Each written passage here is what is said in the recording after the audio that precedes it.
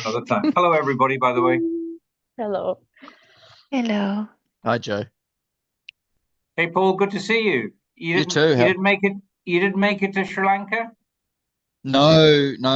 I wanted to, but life sort of caught up on it. So unfortunately, not this year. I see. Well, nice to see you anyway. I feel as though I should be there. I've sort of Yes. had a hand in the problem. So maybe if that all turns pear-shaped, perhaps it's better that I'm sitting in London. Nice to see you again, Daniela. Nice to It see wasn't you that long again, ago. Yes.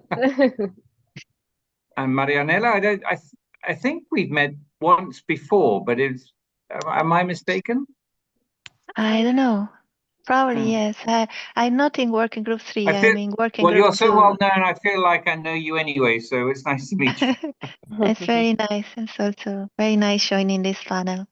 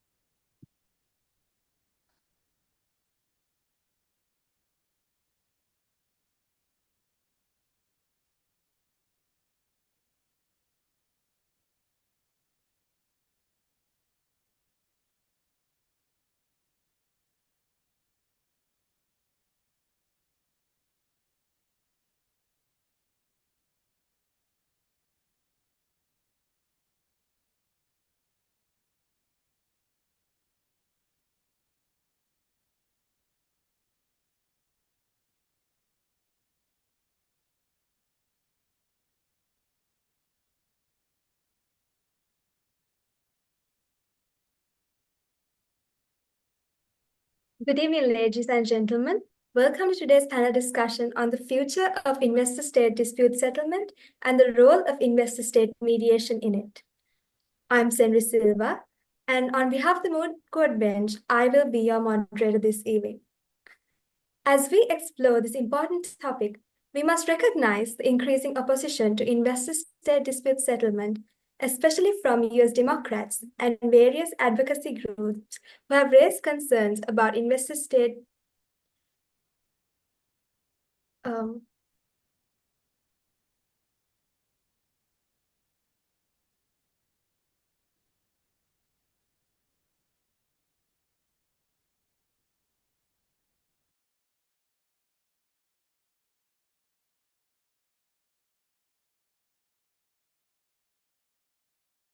Are you okay, Sonori? We can still see you.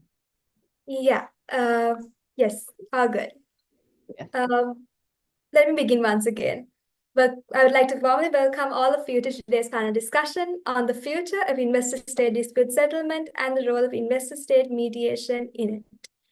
I'm Senri Silva, and I will be your moderator this evening. As we explore this important topic, we must recognize the opposition to investor-state dispute settlement, especially from the US Democrats and various advocacy groups who have raised concerns about investor-state dispute settlements, including its potential for misuse and its impact on public policy and regulatory authority. These concerns have led to significant debate and have prompted the US Trade Representative and other stakeholders to consider the future of investor-state dispute settlement.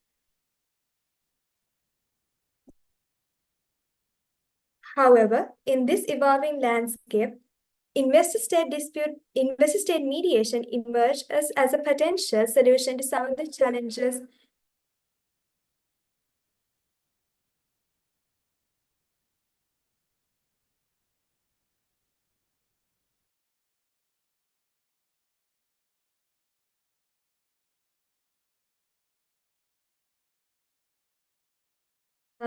I'm so sorry. Apparently, the streaming cannot be heard. It seems there's a few technical difficulties that's happening on the other side.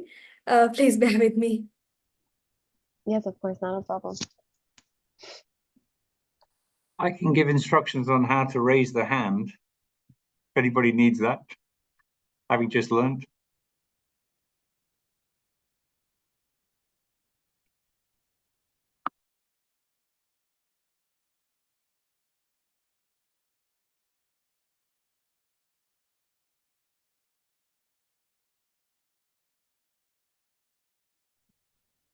Can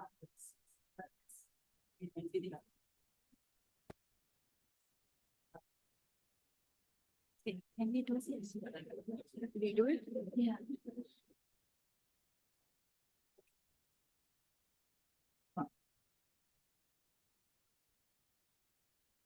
We just ask her to talk.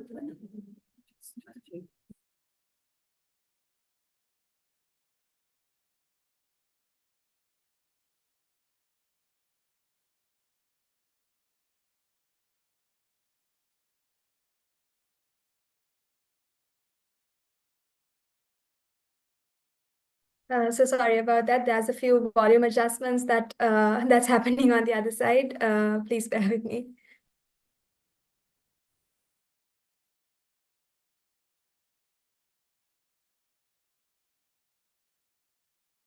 Try shouting.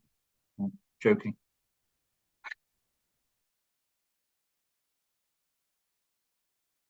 That can be an option.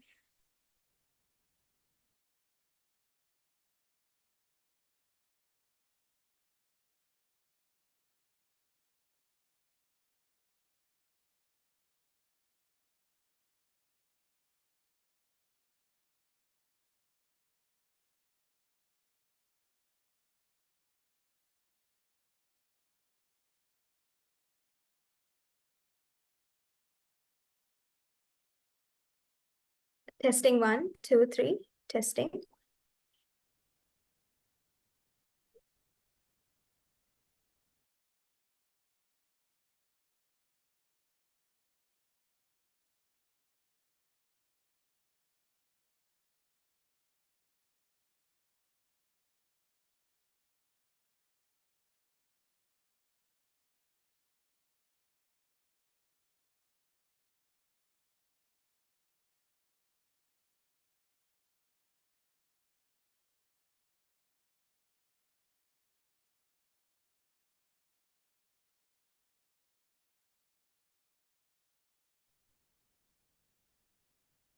Good evening, ladies and gentlemen. Welcome to today's panel discussion on the future of investor-state dispute settlement and the role of investor-state mediation in it.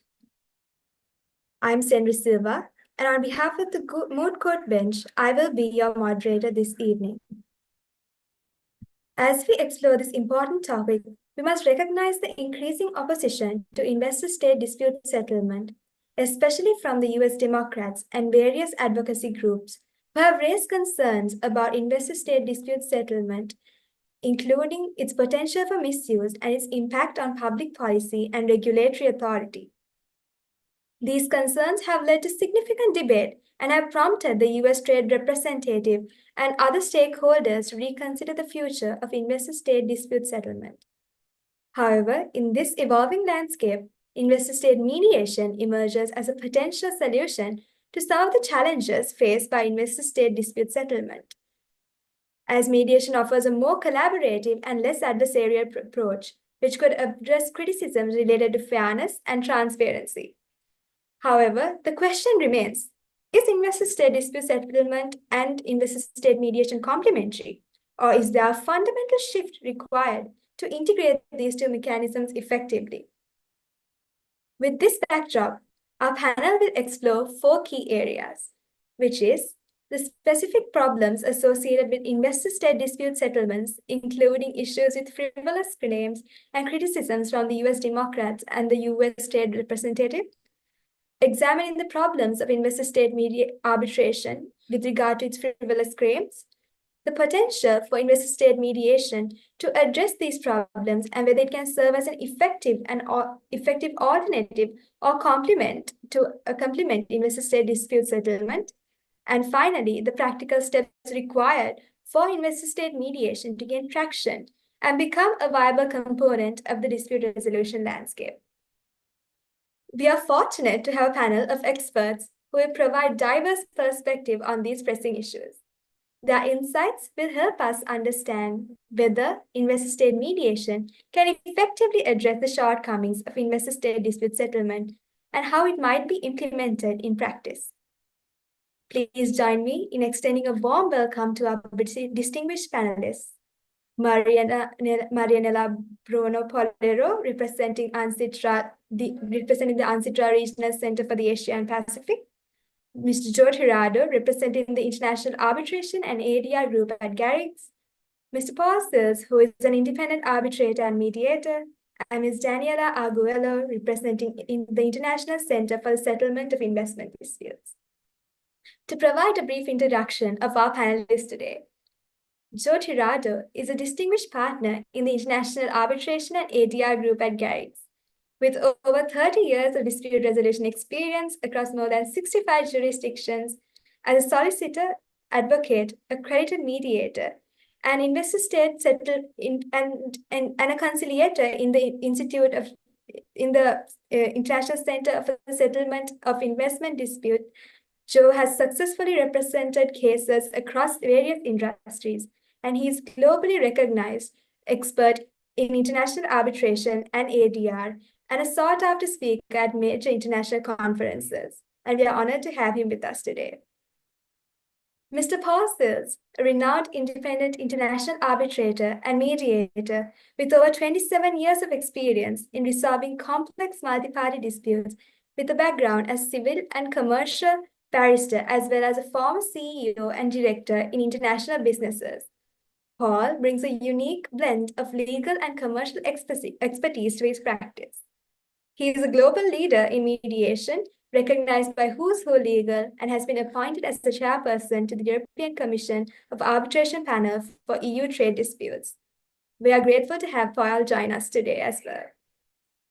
Ms. Daniela Arguello holds a degree from the George Washington University School of Law and the University of Escuela Libre de Derecho. Prior to joining the International Center for the Settlement of Investment Disputes, she worked as an attorney with the law firm of Lex Counsel in San Jose, Costa Rica, from 2008 to 2010. Ms. Arguello joined the International Center for the Settlement of Investment Disputes in September 2011, and she also practices law in Costa Rica. We are delighted to have you today, Ms. Daniela.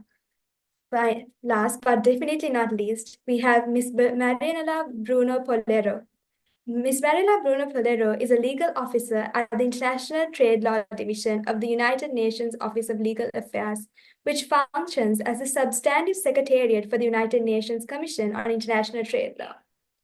She provides assistance to the UNCITRAS projects on stock-taking of dispute resolution in the digital economy and the UNCITRA Working Group 2 on dispute settlement.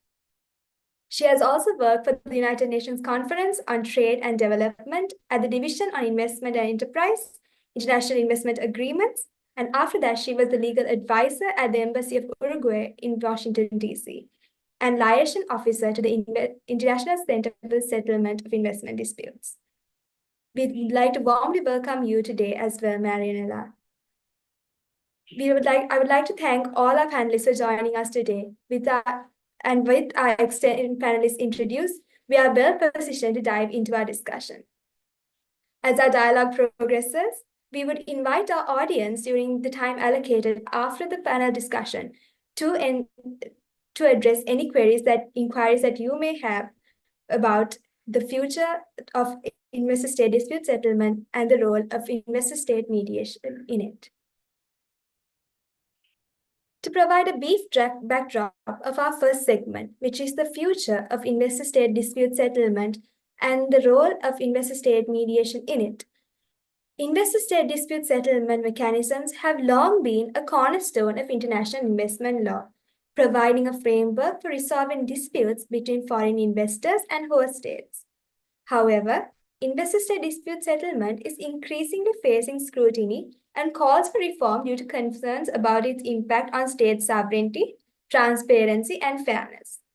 And by looking at investor-state dispute settlement, it is crucial to consider how investor-state mediation can contribute to enhancing the legitimacy, efficiency, and accountability of these dispute resolution processes.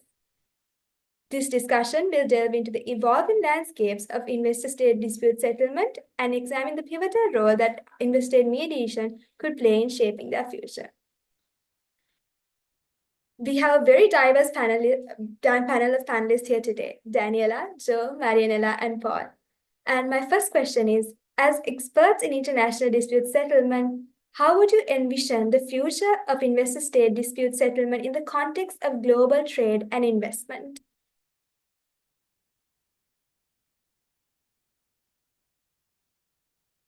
While looking at the screen, maybe Marianela can go first on it. Okay, thank you, Senuri. I would like to start. Thank you for the invitation and the importance of these events to raise awareness and promote what we do in our work, in daily work.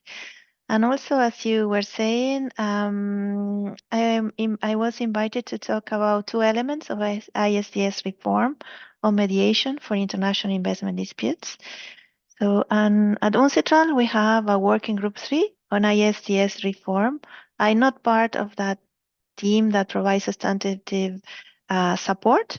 I'm part of working group 2 on dispute settlement, but I will be glad to provide factual information on working group 3 ISDS reform. And starting by saying, since 2017 at UNCITRAL, this working group has been working with a work mandate on a possible reform for ISDS. And in this discharging this mandate, the working group is an inclusive work, ensuring that all the deliberations will benefit from the widest possible breadth of available expertise from all stakeholders. It's government-led and with a high-level input from governments, consensus-based and fully transparent. That is, our products is the result of this process. At Working Group 3, they proceed first to identify and consider concerns regarding ISDS. Then they discuss whether reform was desirable in light of identified concerns. And the working group decided that reforms was desirable, and at this stage is developing solutions to be recommended to the Commission. In these elements of the reform that were already adopted, I would like to say that we have the first element in July 2023 on mediation for international investment disputes. There are model provisions and guidelines on mediation.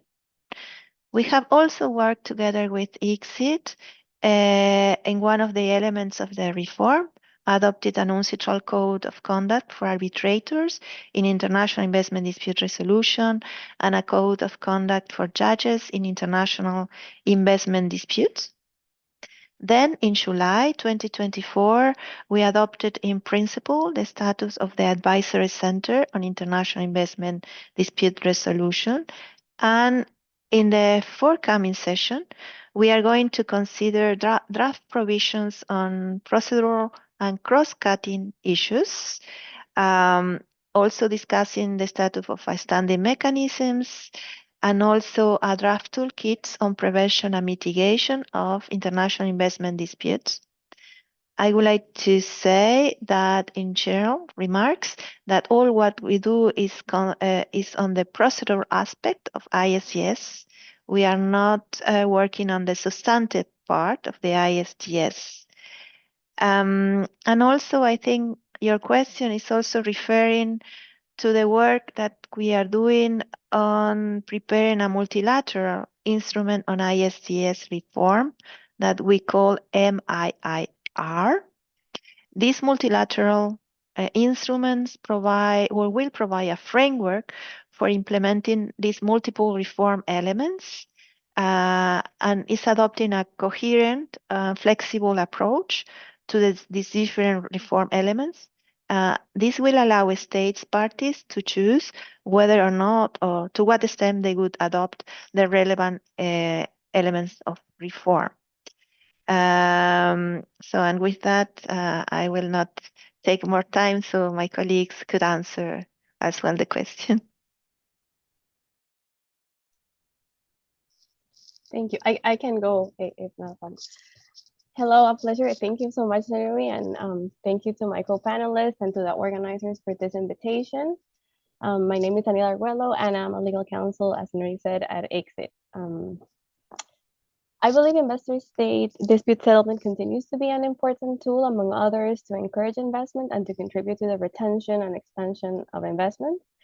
When Exit was first created in 1966 by states, the aim initially was to foster the bank's objectives of promoting international investment and to provide a facility for international investment disputes.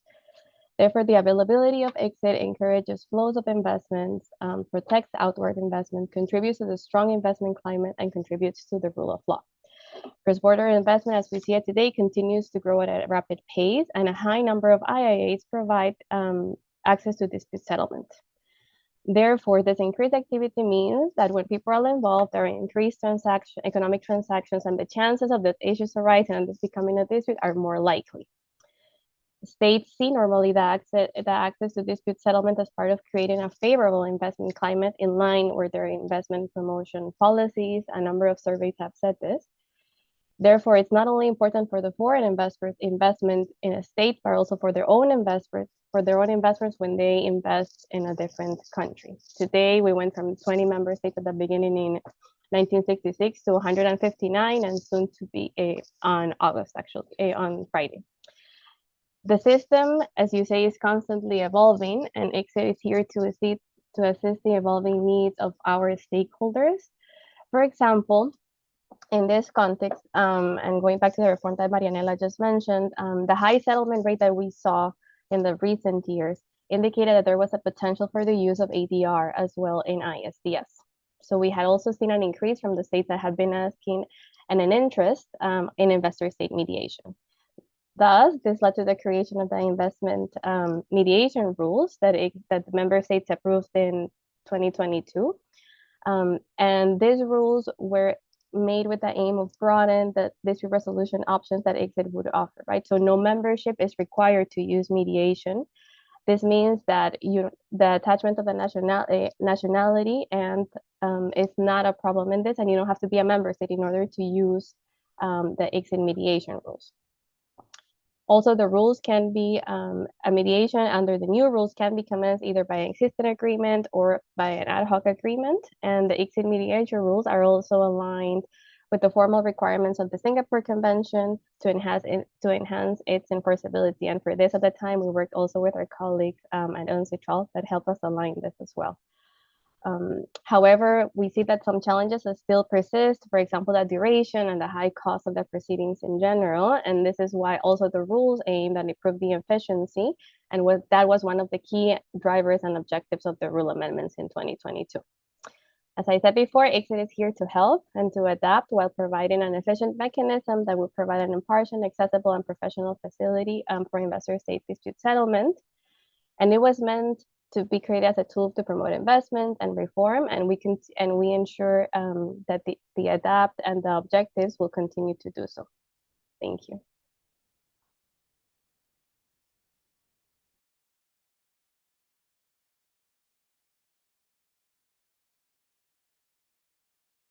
Joe, Paul, would one of you like to go next?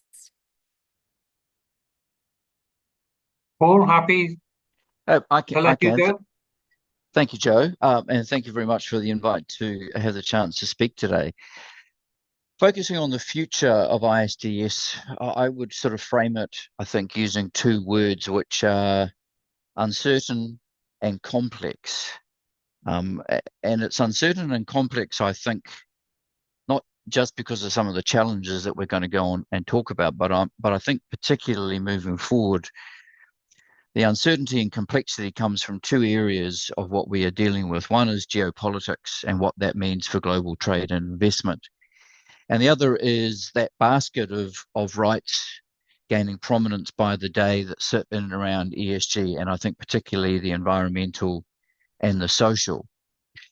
And so the complexity comes, I think, from there. How does the foreign direct investment market and how do the states that want that investment, how do they deal with the uncertainty and the complexity that comes from a very rapidly changing geopolitical environment where for many years post, the Cold War, I think Joe and I are possibly old enough to remember that, unlike perhaps lots of our audience, we had this sort of stability of geoeconomics, which has changed really since about 2016 onwards and is changing, dare I say it, at a sort of increasing rate of complexity and perhaps, concern over the outcomes.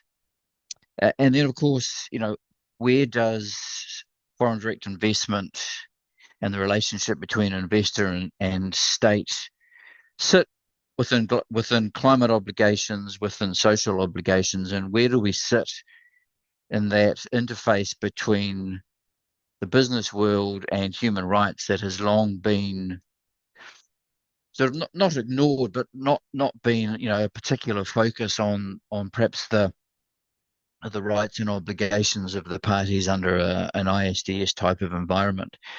So I think those two areas see a very complex landscape moving forward, and we'll talk more about that and perhaps how investor-state mediation can have a hand in that.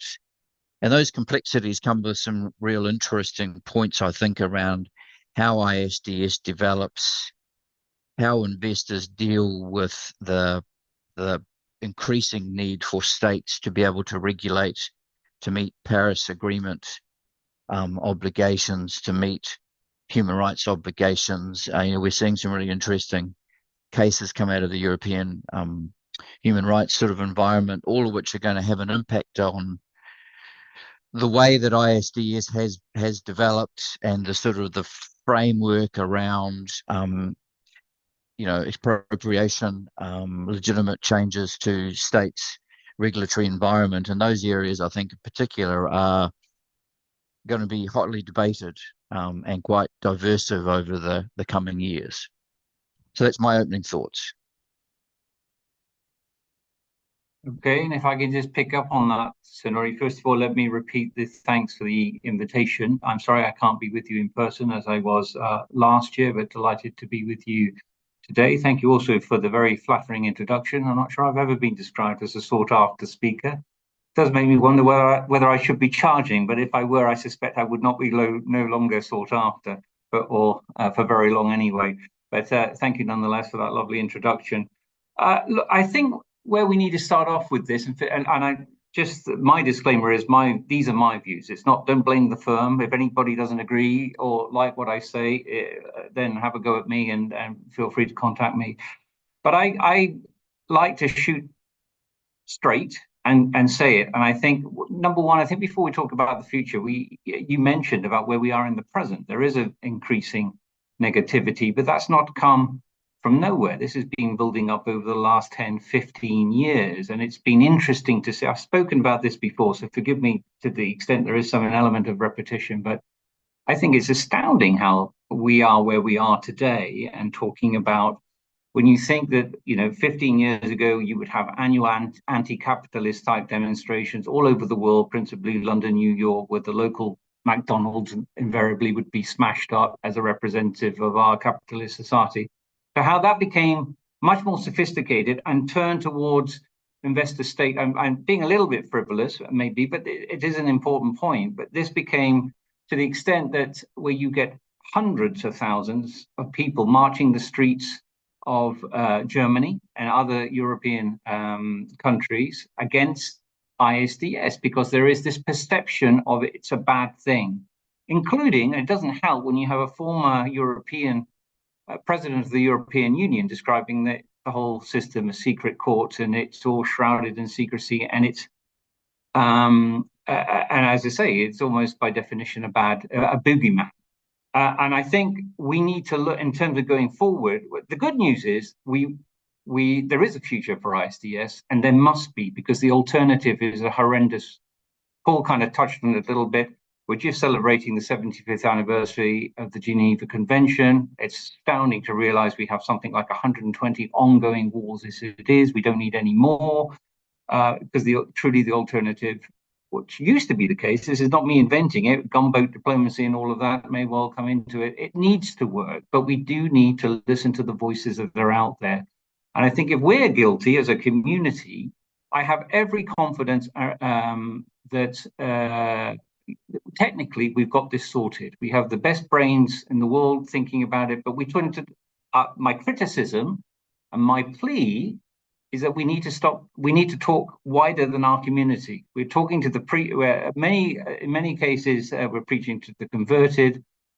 And there's a public out there that is deeply cynical that unfortunately is not, and I'm not into the fake news conspiracy theories, I declare that. But having said that, it concerns me. I have never read, and if anybody has, please send me the article, an article in any major tabloid, in any major periodical, anywhere in the world that truly, understands what ISDS is, or indeed writes about it in the positive, or at least balanced way that it should be. So it's feeding this kind of paranoia, it's feeding this suspicion. And I think in conjunction of whatever we do going forward, we need to reach and spread the word and engage in a publicity war. There is a public relations exercise. And I think as lawyers, we think we're being a bit candid, sitting in the back, thinking, isn't it obvious? Trust us, we know best. But I think whether that's complacency, arrogance, whatever, we need to be engaging far more effectively. And if you want a really recent example, it's not ISDS, but you only need to look at the Olympics. The media coverage over the circumstances surrounding Jordan Charles's the award there has been shocking. Most of the time, people are saying things they don't know anything. They've not even done the basic level of journalistic inquiry. And all I say is that has caused a real global outrage, understandably. It makes everybody kind of step back, and you want, knowing some of the individuals involved, all the more so, because you think, how has this come about? But it's led to death threats for people involved. I mean, it's got to, I'm afraid our society's got to that kind of level. So it's an ugly way to reinforce my point. I really do think we need to, going forward, we can talk about the technical aspects more. We need, and so I applaud events like this. You know, I'm a strong supporter for both practitioners and those new practitioners, but we've got to think globally, and we've got to think out of the box, outside our privilege box, intellectual box, and engage in a more meaningful way, and get the mainstream media on board and just fundamentally educate them, just to give us a fair, not us, but just to give the system a fair description. So sorry, I've got off my soapbox, but I've been wanting to get that off. I feel like a therapy session. I feel much better for that, but I leave that with you in terms of opening thoughts. And you're welcome to disagree. Thank you so much, Marianela, Daniela, Joe, and Paul, for those wonderful thoughts. And my second question is to Marianela, actually. So, Marianela, what role do you see investor-state mediation playing in the evolution of investor-state dispute settlement?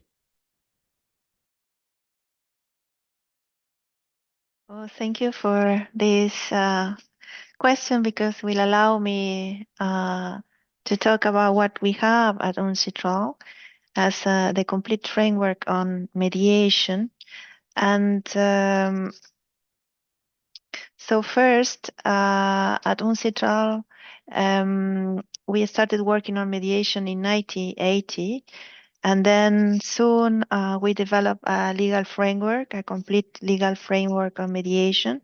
For instance, as Daniela was mentioned, at UNCITRAL we have it was the working group 2 at UNCITRAL that finished a convention and then was adopted by the General Assembly. It's the United Nations Convention on International Settlement Agreements resulting from mediation.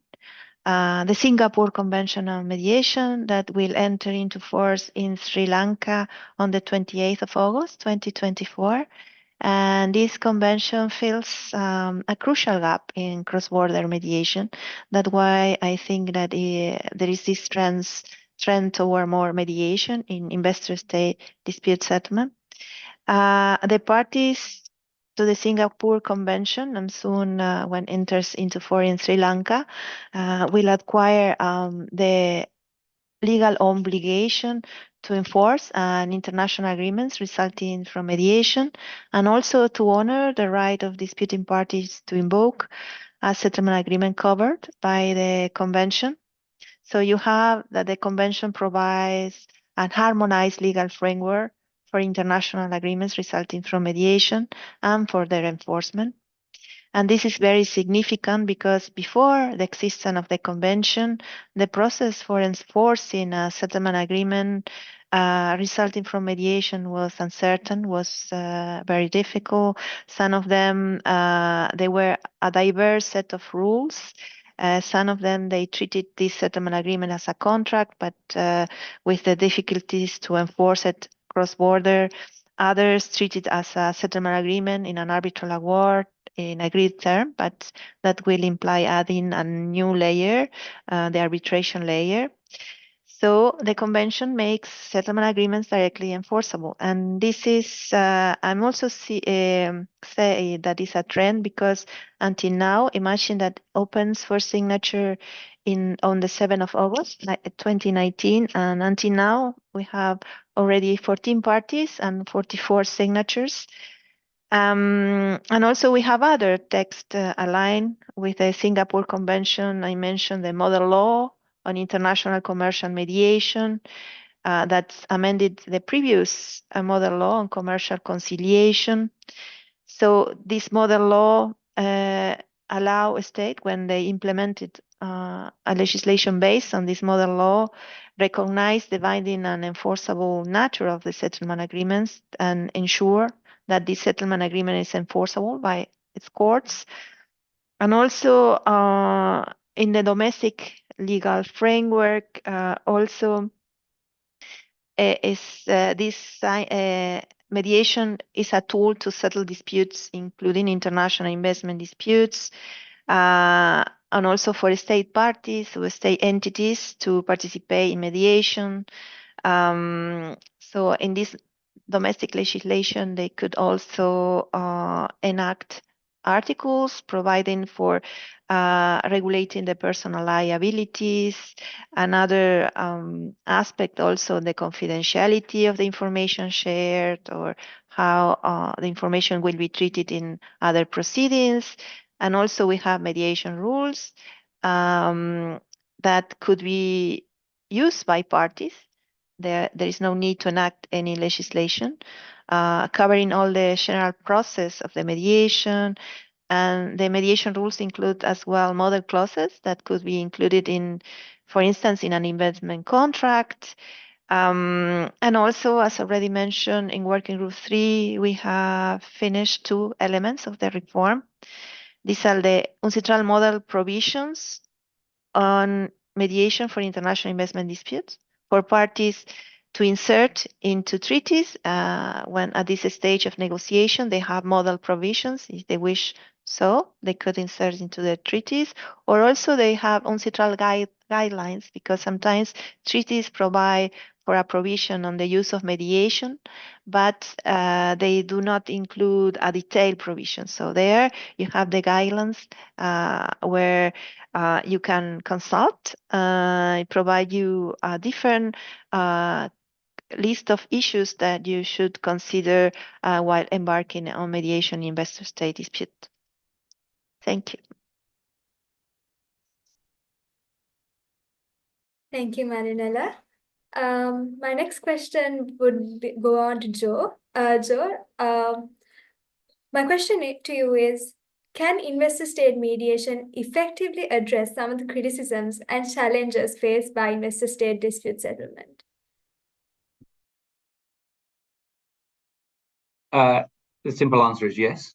And I say this, first of all, I think it's dealing, Daniela, I think, mentioned it in her opening comments about the big criticism of arbitration, and particularly investment arbitration, is the cost and the delay involved. And as with commercial mediation, investment mediation, I think, has the opportunity to significantly reduce costs and the time involved. I mean, we are talking, the last survey I saw was conducted about 5 or 6 years ago, where we're looking at exit arbitration, the average cost, well over 10 million, periods of well over 5 years plus. You can see in major commercial arbitrations as well, maybe not as long as that, but on average, let's say maybe twice as high.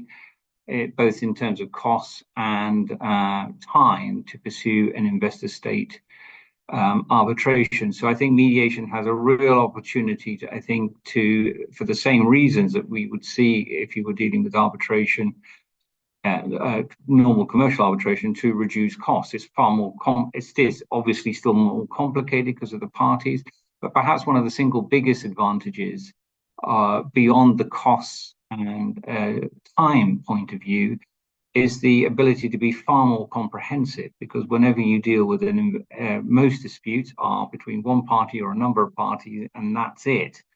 Whereas invariably, if you're dealing with investor-state arbitration, they involve the stakeholders involved or impacted in a particular dispute, be it a burst pipeline going through somebody's territory may well have aspects for the local community. So so you've got claims waiting in the wings inevitably, whether it's environmental, humanitarian, human rights issues. It gets very, very complex, and the cast list is very extensive. But the wonderful thing about coming up with having to be creative, whether you use more, I'm a big supporter of co-mediation, so having more, particularly in these type of highly complex mediations.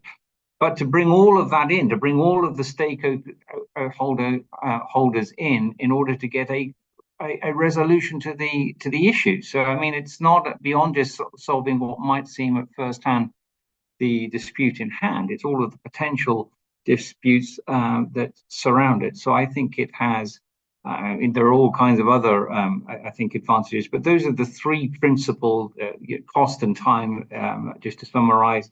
And I think being able to be much more comprehensive and definitive than an investor-state arbitration. I don't know if anybody wishes to add to that.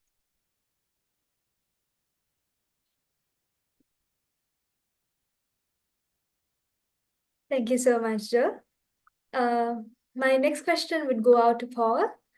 Paul, we would like to know, what are the key benefits and potential drawbacks of incorporating investor-state mediation into the investor-state dispute settlement framework? Thank you. And look, Joe has really touched upon very well that framework of what are the benefits. I would sort of add to that on his last point about that inclusivity of the stakeholder group. And that kind of feeds into my earlier point about the fact that these cases are getting more complex with climate change concerns, social concerns, human rights things coming in as well. So adding on to Joe's point, the other key benefit for me is in the flexibility in outcomes. Because when we are traditionally dealing with arbitration, we are really talking about, like we are in court, a monetary outcome. A damages claim, often in ISDS, it's only going one way because of a restriction on counterclaims. But we are dealing with money. And we are seeing, I think, increasingly, one of my concerns around ISDS, and it's coming into commercial arbitration as well, is the quantum of some of our claims are getting out of reach. They're getting out of reach for states to meet. And there's a whole discussion around, whether states should enter into foreign direct investment type of treaties and bilateral treaties when they may be at risk of not being able to meet payments. But there's a whole piece around the growing presence of monetary claims and the size of them in ISDS. And for me, looking into the future, particularly a future with, as I said, geopolitics and climate and ESG concerns, having that flexibility of how we structure an outcome, I think, is one of the key benefits to add on to Joe's that we can get from mediation. An example, I have a coal concession. It's got 20 years to run. The government, where my concession is, legislates to shut me down. Not phase me out, but shut me down, because that's what it needs to do to meet its Paris Agreement obligations. If I invoke arbitration, my choice is really to quantify what 20 years of that loss of opportunity, profit, et cetera, might mean. In mediation, I might be having a very different conversation with that state, and my conversation might be around switching that coal concession into a renewable concession, and I might be trading the quantum of my arbitration dispute to the length of the concession on the wind farm or solar or offshore or whatever my renewable energy project or investment future might be. And so the ability to have those sorts of conversations, I think, is the essential component that mediation brings to ISDS as we move forward and as we get into this more complex environment. Potential drawbacks, look, not really. Far too many mediators are zealots in that they think, or we think, that mediation can cure everything. Of course it can't. You need the backdrop of determination for matters of this importance. But there aren't really any drawbacks. There's a lot of things people talk about as drawbacks, the perception of the additional layer of cost, but quite frankly, against Joe's 10 million average cost for the arbitration, that's a nonsense.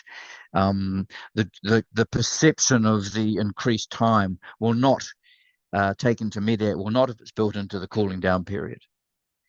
There are some difficulties with mediation, practically, that need to be sort of owned and worked through. One in particular, I think, which is slowly changing, is the political reluctance of states to settle and have to address having reached a settlement as opposed to having to meet an award. That's an important point that seems to be softening. I think my perception, I'd love to hear from the others, is certainly that states are becoming increasingly amenable, but there is always that political environment that is an extra layer of complexity on the mediation, but it's not a drawback. It's not something that is going to prevent us using mediation more in this context. So lots of benefits. Yes, some practical issues to work through, but no real drawbacks as I see it. Thank you. Hi, Saruni. Sonori, Daniela, sorry. I'm so sorry. No, it just I just wanted to add something, picking up on what both Paula and Joe said, is that also, I guess, investor state mediation also comes at least on the exit framework to complement, right? So to complement the options that you have under dispute settlement. And it is also important because then, as Paul was saying, right, if the parties want to control the outcome, if they want to continue the relationship, if they want to engage with the other party, then right, mediation would be probably your way to go. And that's something that at that point, having multiple options doesn't mean that also they cannot work in parallel, because we have seen also that mediations can happen in parallel with arbitration, right? So you can mediate certain issues, but also and then you suspend arbitration at some point and then continue. If you resolve some of the issues, great, and then you can continue the arbitration of the rest of the issues that were not resolved. So that's just something that I wanted to add, but great ideas from both. Thank you. I just wanted to emphasize or pick up on the point, if I may, Sonori, without abusing the platform. It was Paul's point about states being increasingly reluctant to pay whatever the award is. And of course, I think it's, again, self-evident that you spend a lot of money going through the process, and no matter how beautiful your process is, you still only got a piece of paper. You want to enforce that at the end of the day. And sadly, again, there is a reasonably regular report that comes out, I think it was the end of last year, that surveys those states that are not complying with awards against them. And I'm sorry to say, because people know I have well, I'm Spanish. There's a very close connection. Spain is one of them, all recalcitrant ones at the minute. It's been hit with no end of Energy Charter Treaty claims. And so that it's hit that list most recently in a rather spectacular way. But, old familiars such as Russia, Argentina in the past, Venezuela, there are a number. So it all depends on the state. But I think it's important bearing that in mind always. I always say to client, or whatever it is, you've always got to start at the end, if you like, at the process, and looking at the informants and the reality of enforcing whatever award or judgment you have. But that's a real advantage, again, where I think you can engage in a way, and as Daniela was saying, maybe it's certainly in parallel. I'm a great believer in doing that. It's not, we're not in one process. It's not mutually, they're not mutually exclusive.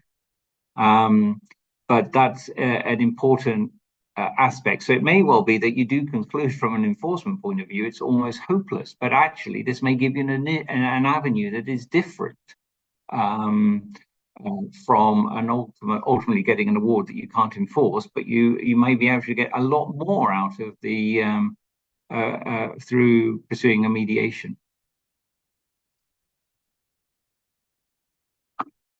Thank you so much, Paul, Daniela, and Joe.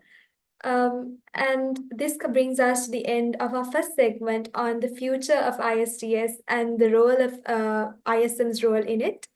And moving on to the second segment, which highlights on the opposition to ISDS in general from the US Democrats and comments by the US Trade Representative. To provide a brief background, in the recent years, ISDS mechanisms have faced significant opposition, particularly from the US Democrats, who argue that it undermines national sovereignty and favors multinational corporations at the expense of public interest. This criticism has prompted calls for reform or even the elimination of ISDS provisions in trade agreements. Additionally, the United States Trade Representative has weighed in with comments that reflect a nuanced stance on ISDS, balancing concerns over investor protection with the broad implications of trade policy. Our next discussion will explore the various dimensions of this opposition and the potential impact on future trade agreements. As mentioned, the Office of the U.S. Trade Representative is actively seeking strategies to eliminate ISDS provisions from existing trade agreements and investment treaties. Daniela, as an institution that promotes harmonious dispute resolution, we would very much like to know the stance of ICSID on this matter. Thank you, Senuri. As you know, different states have different approaches to investor-state dispute settlement, and that is a prerogative of each state. ICSID's creation is about access to justice when parties want to refer the dispute to ICSID. We do not advise on when or how that should be, and as such, how disagreements should be formulated, whether it's in a contract, a treaty, or a law. And we do not also take a position on whether this is good or bad, given that this is each state's investment policies, and as I said before, their own prerogatives. However, I will conclude by saying that there have been studies by the World Bank that have said that access to the international dispute settlement do contribute to an investor-friendly environment. And this is not only important, as I mentioned in my introduction, not only important for foreign investors investing in the state, but also for their own investors when they're investing abroad. Thank you. Thank you, Daniela. And my next question would go out to Paul. Paul, as a practitioner who has been in the field for many years and may have also come across many criticisms as that of the US Democrats, how do these criticisms align or differ from those of other international critiques of ISDS? And how can these criticisms be countered? Yeah, so I'll go back to Joe's opening statement, because he gave us some examples of the the protests in Germany. So I think it's fair to say that the criticisms against the process, the ISDS process, are reasonably universal. Yes, they are reflected in what the US Democrats have been saying, but that where there is criticism, it's generally along similar lines. It's these challenges to sovereignty. It's the perception that it's investor friendly, etc. So I think the challenges are the same. And the question really is, as Joe said, are they valid challenges, or are they largely uneducated? Because where's the balancing in all of this? Because I do keep wanting to say to these challenges at times, what do you think would happen to your foreign direct investment if they don't have a mechanism that they have faith in? And one of the reasons that I think ISDS needs to remain, yes, it needs some work, is because it's a process and a system, and with ICSID and with international conventions, it's a system that investors are very comfortable with. Now, that's not because statistically they get a favorable outcome in every arbitration. They're comfortable with it because it reaches through borders, it gets rid of national peculiarities and changes and nuances to what is going on, and it gives them a platform to enforce that is incredibly important to them. And so my response to the criticism part is, yes, but you need to look at what you will be missing if you throw this ISDS baby out with the bathwater. And the component that no one ever talks about is enormous tranches of foreign direct investment will not be made. And a lot of these countries who like to raise, as they're entitled to, sovereignty defenses and various things, are also the same countries who are both in need of and spend a lot of time attracting foreign direct investment. So we can't forget the balancing effect, the balancing components of this. And one of the big ones for me is this is a mechanism that the world has said we need, and investors have said we need, because it gives us a very strong process and platform from which to invest.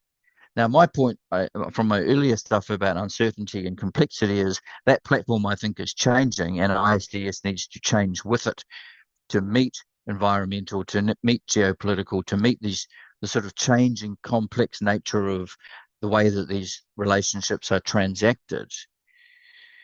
But some of those criticisms will remain, and I think, as it is always when dealing with things like mediation and ADR, most of this is an education piece, and Joe's point to start with was incredibly right. A lot of this criticism is misinformation on the back of not understanding what this process does. And of course, a big part of understanding it is knowing the importance of foreign direct investment to how the world works at the moment.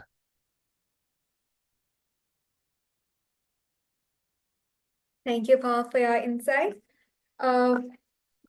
As Paul and all the other panelists suggested, with all the criticisms that ISDS has faced, it is important. It shows us that ISM is important to address this issue at hand.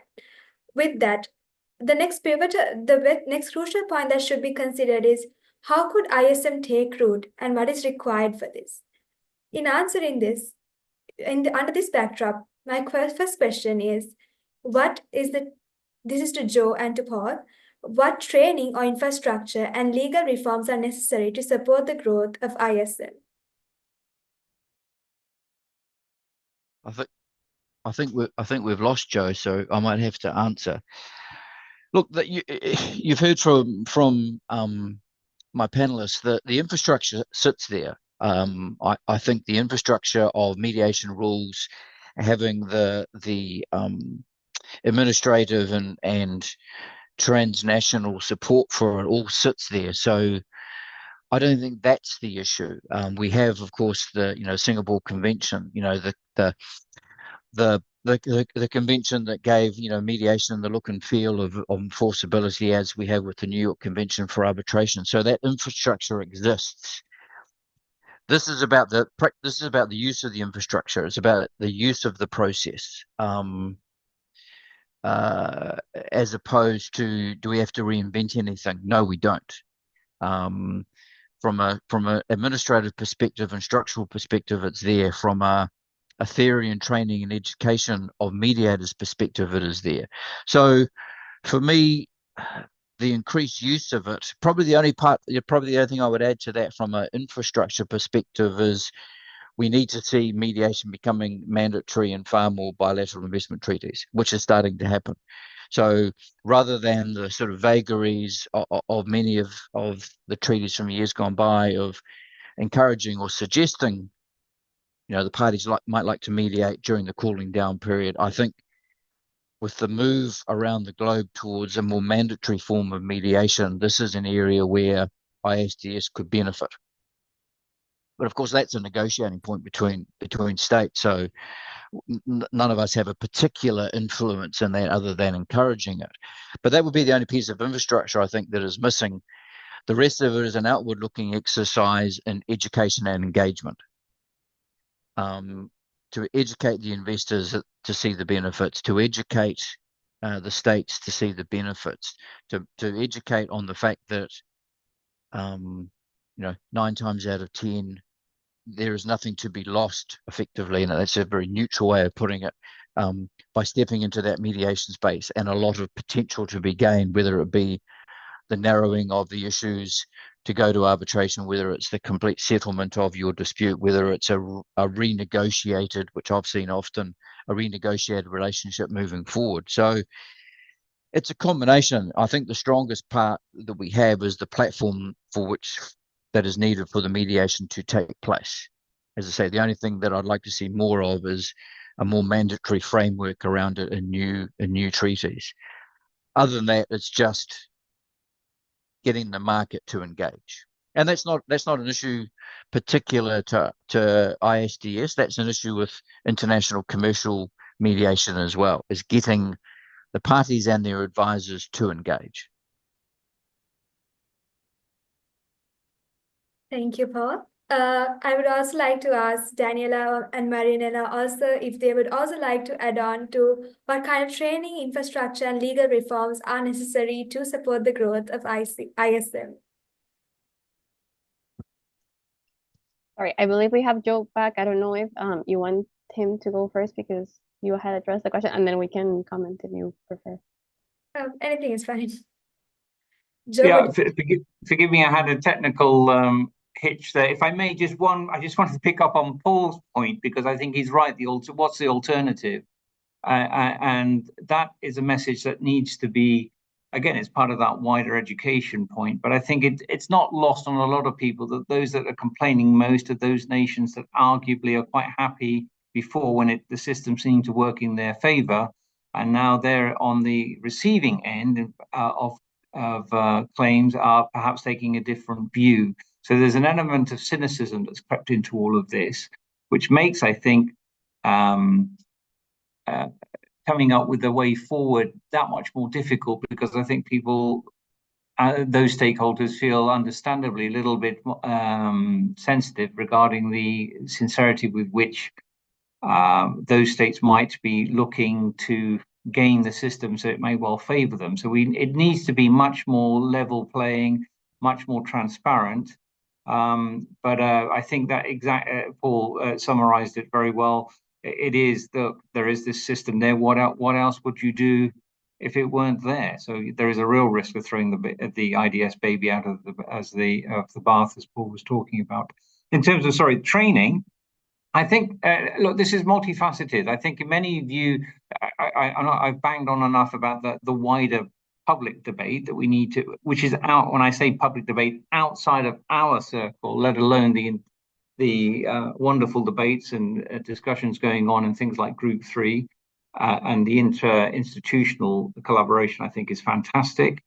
But we really need to lean in on states, help states understand, to bring them up so that everybody can see it's in their advantage. I think the difficulty is obviously the political dimension when you're dealing with any state, and therefore in that regard, I think, having legislation in place, acts in place that make it crystal clear who has responsibility and what they can and can't do is extremely helpful. I did want to give a plug to the Energy Charter Model Instrument on Case Management, which is a great document that my colleague and indeed fellow arbitrator